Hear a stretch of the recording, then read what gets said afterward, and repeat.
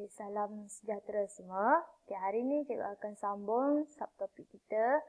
Okay, 5.14 perwakilan. Okay, boleh tengok dalam buku teks muka surat 143. Okay, kita tengok apa itu perwakilan. Okay, mewakilkan maklumat. Okay, dalam bentuk rangkaian. Okay, jadi maksudnya kita akan mengubah maklumat yang kita ada dalam bentuk rangkaian lah. Okay, jadi apa itu rangkaian? Okay, rangkaian ini dia dilukis ataupun dipaparkan dalam bentuk grafik. Okay, grafik ini ialah maklumat ataupun paparan yang terdiri daripada lukisan, gambar rajah, simbol dan lain-lain.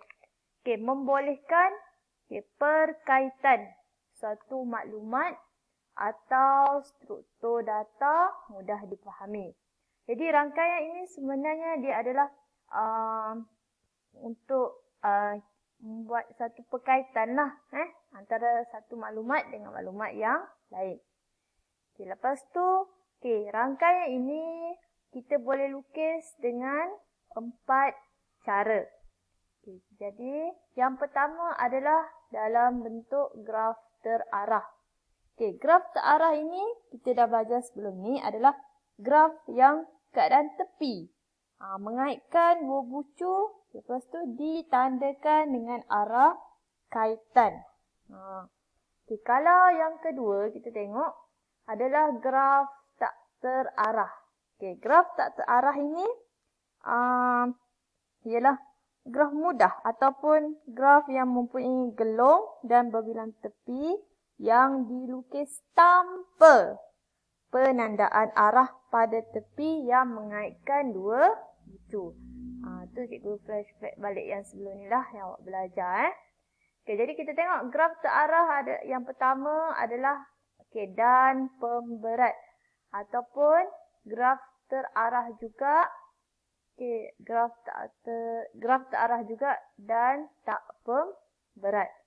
Okay, kalau graf terarah sama ada berpemberat ataupun graf tak terarah tak pemberat. Okay, jadi ada 4 jenis lah graf rangkaian yang awak boleh lukis. Okay, seterusnya kita tengok. Okay, ini adalah rangkaian pengangkutan. Okay, rangkaian pengangkutan. Okay, gambar rajah yang pertama ini. Okay, ini adalah rangkaian transit kereta api yang terdapat di Kuala Lumpur. Central, iaitu KL Central. Okay, ini adalah salah satu contoh graf tak terarah. Okay, di mana bucu, ini bucu yang ada tebal-tebal itu adalah bucu. Contohnya yang ni. Mana lagi? Yang ni. Okay, bucu itu mewakili nama stesen yang dikaitkan. Okay, dan tepi antara bucu dengan bucu ini mewakili jenis kereta api. Jenis kereta api yang dilalui lah. Contohnya di sini adalah Rapid KL, MRT. Itu adalah jenis kereta api. Okey, yang kedua, ini adalah gambar rajah peta. Ini gambar rajah peta yang menunjukkan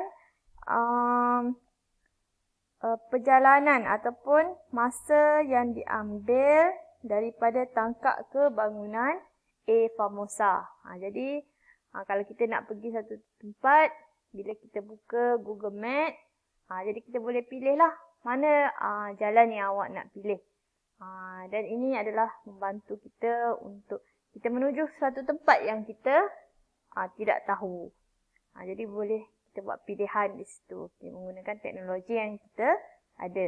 Okey, seterusnya adalah kita tengok adalah rangkaian sosial. Ini sebenarnya sudah lazim dengan awak semua. Rangkaian sosial satu perkhidmatan yang membenarkan individu membentuk komuniti sosial secara dalam talian. Contohnya YouTube, WhatsApp, Facebook, Twitter. Okey, itu adalah rangkaian sosial. Okey, rangkaian sosial ini dia merangkumi pelbagai aktiviti membawa kebaikan. Okey, anda sebagai seorang murid perlu hati-hatilah dan bersederhana dalam penggunaan rangkaian sosial supaya tidak leka, terpedaya dan tertipu.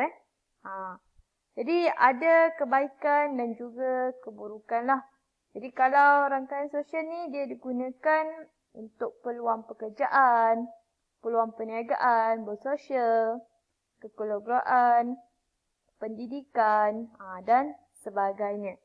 Jadi sebenarnya rangkaian sosial ni dia memudahkan kita lah untuk kita mendapat sesuatu maklumat. Tapi kalau kita tidak pandai menggunakan, jadi itu membawa keburukan lah. Okey, jadi sekarang kita tengok contoh soalan. Okey, contoh soalan 15 muka surat 144. Okey, ini menunjukkan 6 orang murid dan 2 jenis permainan yang diminati. Okey, jenis permainan. Okey, jadi sekarang kita ada 6 orang murid. Okey, jadi dia kata tukar maklumat yang diberi dalam bentuk rangkaian. Okey, jadi ini adalah salah satu contoh dia buat rangkaian. Okey, jadi dia buat kat sini adalah cara dia buat. Okey, katakan bucu ialah jenis permainan. Okey, manakala dia punya tepi itu mewakili nama murid. Jadi sekarang bucu ini adalah bucu ini adalah jenis permainan. Jadi sekarang kita ada permainan catur, bola sepak, sepak takraw, bola tampar, bola jaring dan badminton. Dan hubungan antara tepi ini adalah nama murid. Jadi kita tengok kesesuaian yang ada di sinilah. Okay, jadi yang pertama adalah catur. Catur, kalau kita tengok sini adalah Edmund pun dia suka catur. Jadi siapa lagi? Catur di sini adalah Edmund, Rajan, siapa lagi? Aina, itu saja. Maria pun ada tak? Maria. Okay, Maria tidak ada. Jadi kalau di sini adalah tengok Rajan, Aina, Edmund. Okay, Edmund juga hubungan dia pun suka permainan badminton. Jadi kita kena susun ikut kesesuaian dia lah. Okay, itu saja untuk hari ini. Sekian, terima kasih.